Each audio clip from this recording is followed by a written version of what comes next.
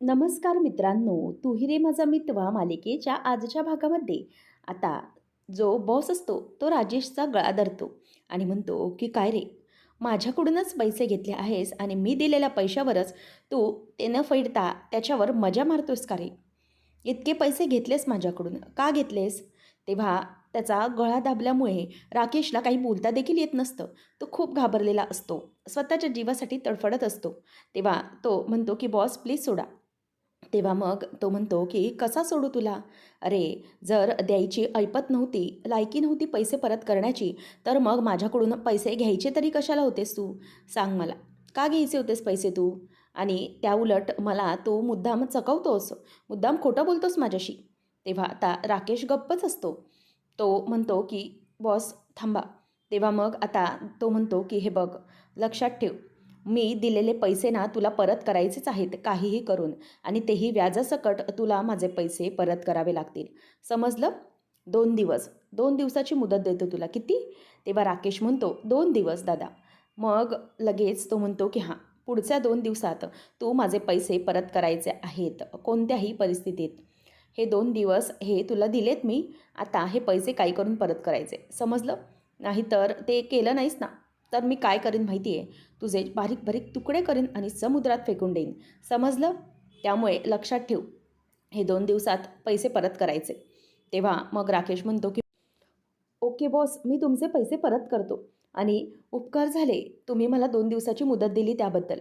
तेव्हा तो बॉस म्हणतो की चल आता निघ इथून आणि त्याला हकलवून लावतो. त्यानंतर अर्णव येतो. मिस इंदौर 1 मिनिट थांब, मला तुझ्याशी बोलायचं आहे.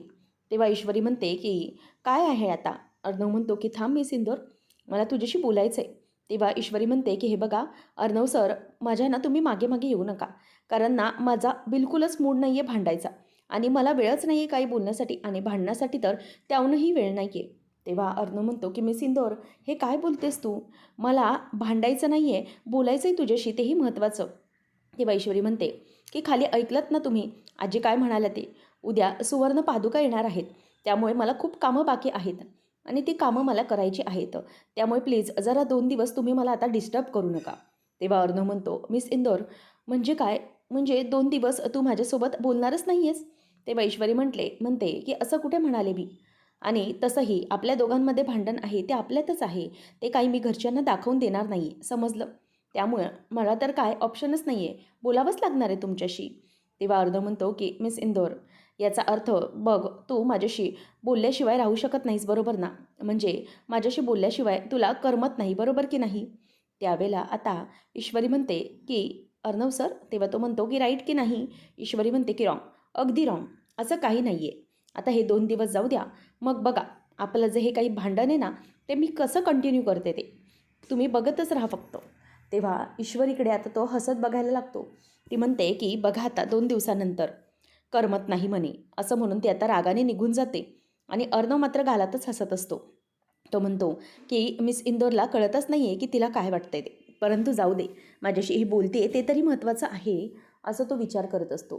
त्यानंतर आपल्याला पाहायला मिळतं की राकेश हा तिथून दादाच्या इथून निघून खूप वैतागलेला असतो आणि जे काही घडलेलं असतं ते सारखं-सारखं त्याला आठवून त्याचाच त्रास त्याला आता होत असतो.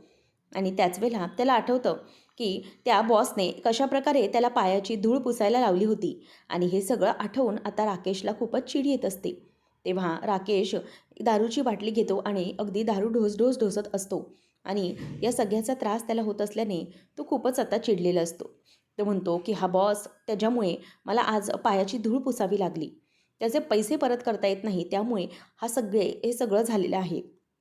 पण काही झालं तरीही मला आता येत्या 2 दिवसांमध्ये त्याचे पैसे परत करावेच लागतील आणि जर नाही केलं तर खूप मोठा प्रॉब्लेम होईल. आता रागानेच तो ती काचेची बॉटल खाली फेकून देतो आणि म्हणतो की या चिंटूमुळे सगळा प्रॉब्लेम झाला आहे. तो स्क्रॅपचा माल विकायला काढला तर त्याचेही धड असे पैसे आले नाहीत. मग काय करू? या 2 दिवसात पैसे कसे देऊ? जर नाही दिले तर तो दादा जे काही बोललाय ते खरं करून दाखवेल. आता करू तरी काय मी? असा विचार त्याच्या डोक्यामध्ये येत असतो. नंतर तो म्हणतो की आता या चिंटुकल्यालाच काहीतरी कामाला लावलं पाहिजे. त्याला असं कुठेतरी अडकवलं पाहिजे, जेणेकरून मला माझे ते पैसे आहेत ते काढता आले पाहिजेत. कसं करू पण मी? काय करू? माझ्याकडे आता एकच ऑप्शन आहे, तो म्हणजे अर्णव. आता त्याच्याकडूनच काहीतरी केलं पाहिजे असा तो विचार करत असतो. त्यानंतर आपल्याला पाहायला मिळतं की सगळेजण बसलेले असतात. अंजली म्हणते की मामा, आपलं पुढचं सगळं झालंय ना तयारी? म्हणजे हे बघ, गुरुजींनी सांगितलंय उद्याच्या दत्तपादुकाच्या पूजनासाठी जे काही सामान असणार आहे, पूजाविधी किंवा पूजेचं सामान, हे सगळं यामध्ये मेन्शन केलेलं आहे. तेव्हा त्याप्रमाणेच आपल्याला सगळ्या वस्तू आणि सामान आणावे लागेल. मामा म्हणतो की हो, म्हणजे मी हे बघून घेतो, हरकत नाही. फक्त पंचामृत वगैरे ते घरी बनवावं लागेल. ठीक आहे, हरकत नाही, आपण करूया. मग ती विचारते की बरं मामा, मग डेकोरेशनचं काय झालं? मामा म्हणतो की काळजी नसावी, डेकोरेशनचं झालेलं आहे. ऑलरेडी बोलणं केलं आहे मी आणि डेकोरेशनवाला येईलच लवकर. त्यामुळे त्याची काळजी मिटली. मग आता प्रसादासाठीचं बाकी काही साहित्य, या सगळ्या गोष्टी. त्यावर आता लगेचच मामा म्हणतो, अर्णव काय रे, बाकीच्या गोष्टींचं कसं? म्हणजे सामान आणायचं आहे ते मी आणि आकाश जाऊन आणतो बाहेरून, बरोबर ना? त्यावर लगेच अर्णव म्हणतो की हो, डेकोरेशनचं वगैरे काय ते तुम्ही बघून घ्या. तेव्हा मग मामा म्हणतो की काय रे, म्हणजे आमच्यावरती जबाबदारी टाकतोय? ठीक आहे, आम्ही आणतो सामान, पण नक्की तू पूजेला तरी बसणार आहेस की नाही? तेव्हा मग मामाला तो म्हणतो की हो मामा, बसणार आहे मी पूजेला. तेवढ्यातच ईश्वरी येते आणि म्हणते की हे घ्या तुमची कॉफी. आता मामा आणि अंजली तिच्याकडे बघतच राहतात, कारण की त्यांना समजून जातं की यांच्यातला जो काही अबोला होता तो संपला. तेव्हा मग अंजली म्हणते की अच्छा, म्हणजे जो काही अबोला होता तो संपला वाटतं. आणि मग ईश्वरी म्हणते की मी आलेच हां. ती बाजूला निघून जाते, ती काहीच बोलत नाही. त्यावर मग आता पुन्हा अंजली विचारते की चिंटू, सांग ना, तू ईश्वरीला काय सरप्राईज दिलं होतंस, सांग तरी. तेव्हा मग तो म्हणतो की हे बघ ताई, ते सरप्राईज होतं ना, त्यामुळे ते आता गेलं. ते आता कोणालाही सांगून काही उपयोग नाही, समजलं? असं म्हणून आता तो ताईचं बोलणं पुन्हा धुडकावून लावतो आणि ताई म्हणते की कुचकाच ह्या नुसता. त्यावेळेला मामी इथे आता जरा विचारांमध्ये असते की नक्की काय करायचं, कारण की माझं बॉक्स मिळालं आहे की नाही, ती त्या राकेशची वाट बघत असते. तेवढ्यात राकेश येतो आणि ती विचारते की जावई बापू, काय झालं त्या बॉक्सचं? तो बॉक्स सापडला का? तेव्हा मग लगेचच तो विचारतो की मामी, हो मी शोधण्याचा फार प्रयत्न केला, परंतु ना मला तो सापडलाच नाही आहे. बरं मी एक काम करतो, एक ना मोठा स्क्रॅप डीलर आहे, म्हणजे जवळपास भंगारचा सगळा माल हा त्याच्याकडेच होतो एक गोळा. मग तुम्ही एक काम करा, मी तो तुम्हाला पत्ता देतो आणि नंबर पण देतो. मग तुम्ही जाऊन तिथे बघा, तुम्हाला तिथे काही सापडतं का ते.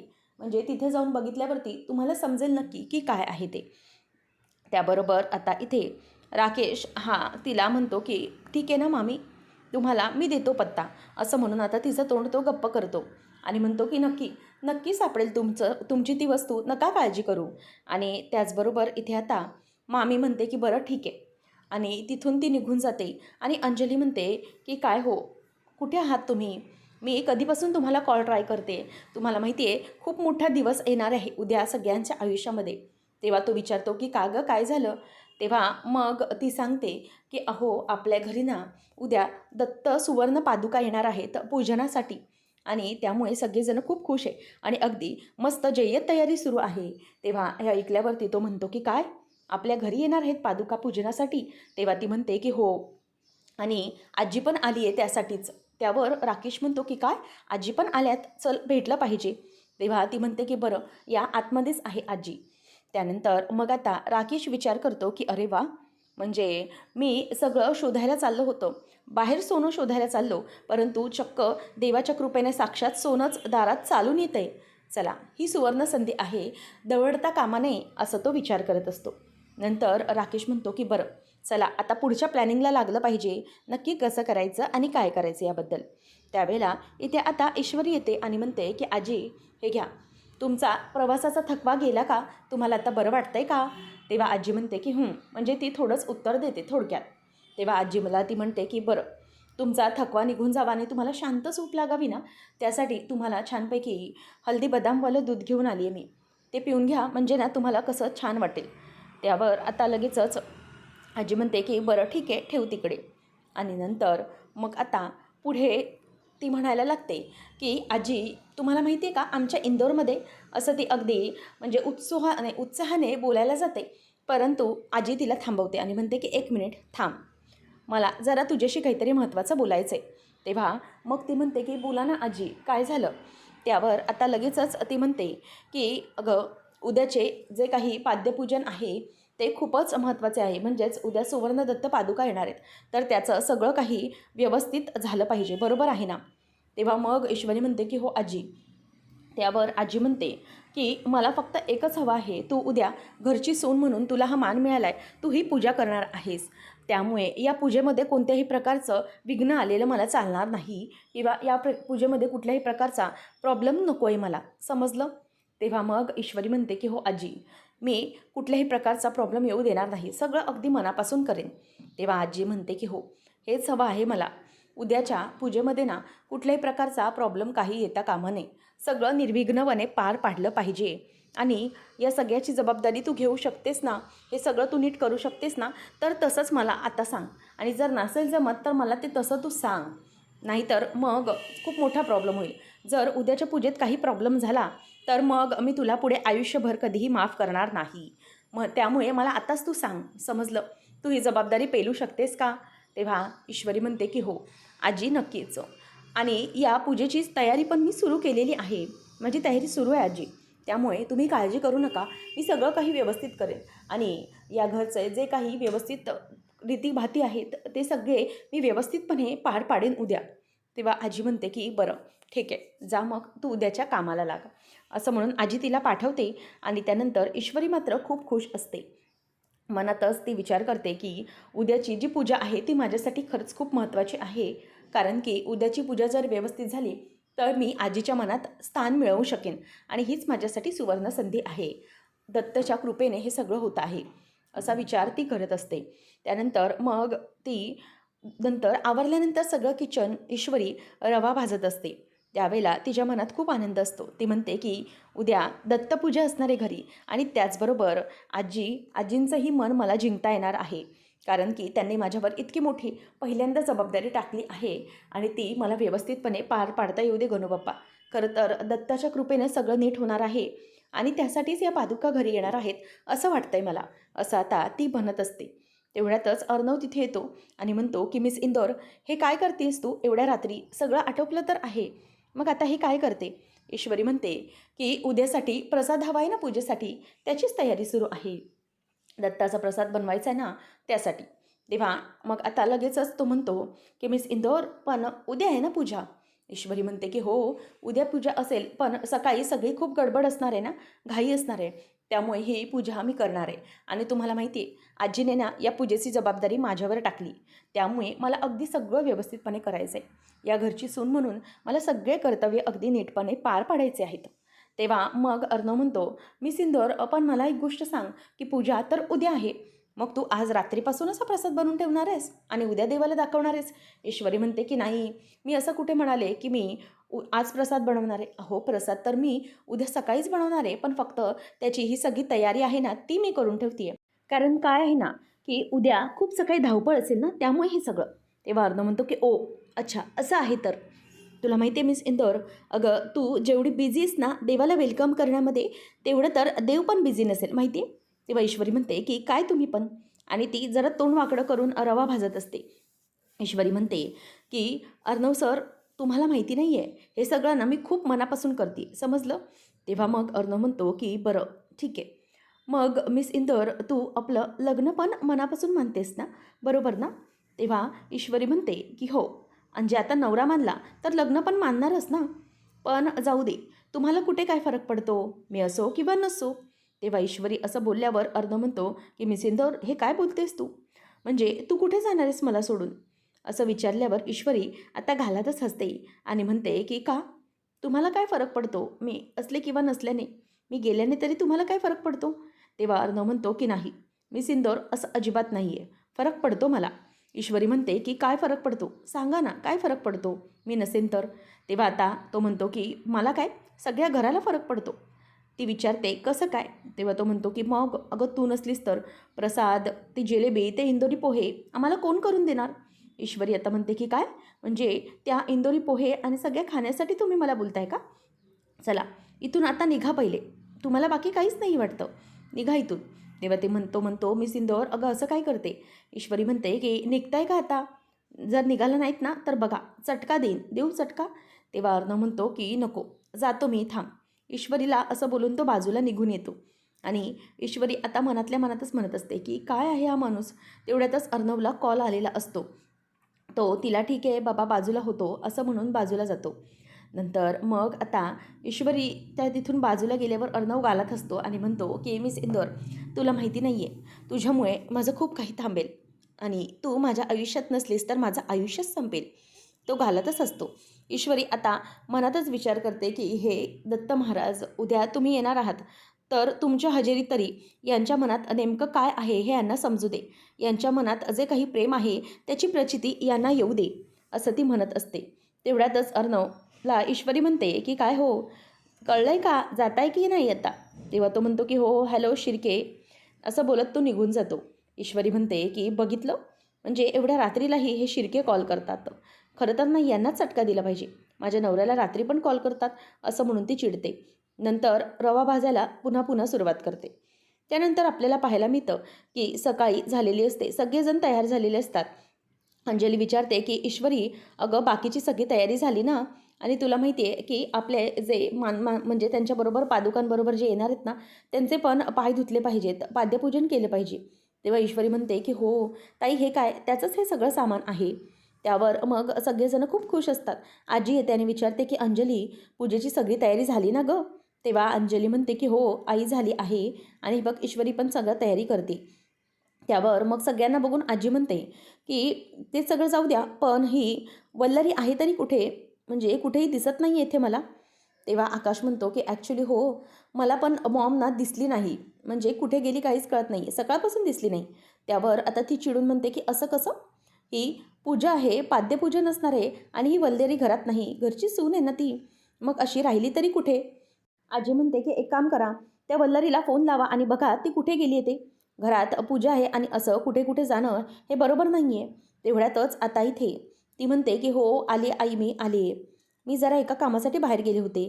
तेव्हा आता आजी म्हणते की अगं हो वल्लरी, पण तुला समजत नाही का, घरात पाद्यपूजन आहे अगं, सुवर्ण पादुका येणार आहेत दत्तांच्या, आणि तू असं सकाळी सकाळी इतकं काय महत्त्वाचं काम होतं जे तू घराच्या बाहेर पडली होती.